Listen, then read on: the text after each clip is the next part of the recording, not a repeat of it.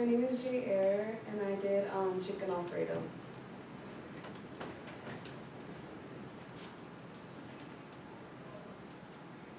So how I got started was I have never made chicken Alfredo before. My mom makes it, but she uses jar sauce. I don't really like the way it tastes, so then I found some videos on TikTok, and that's where I found my inspiration and the recipe and the ingredients that I used. So some stuff I used was heavy whipping cream, garlic, Parmesan cheese, fettuccine noodles. It's already cut chicken breast, parsley, olive oil, and then seasonings.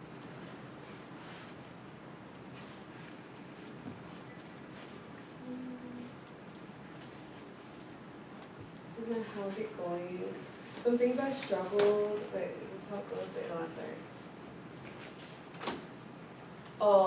Yeah, I found it easier when I got all my ingredients.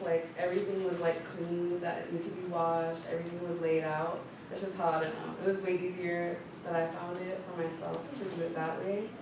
And then, yeah, I ended up prepping my chicken with the seasonings that the video had showed. And then, yeah, I started boiling the water for my noodles and stuff like that.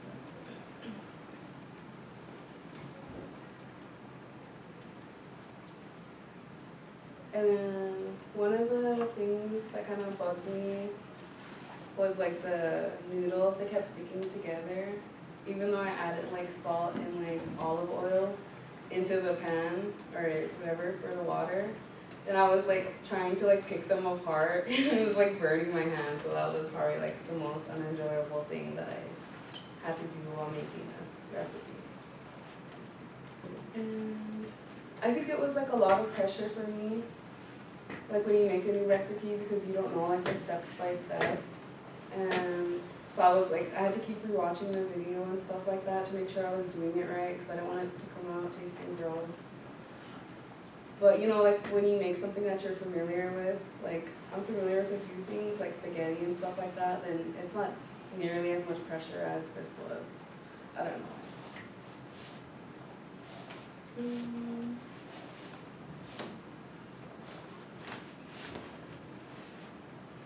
And then, what's this one? How's it going? Yeah, everything turned out good and stuff like that. It tasted good. My family liked it. My baby liked it.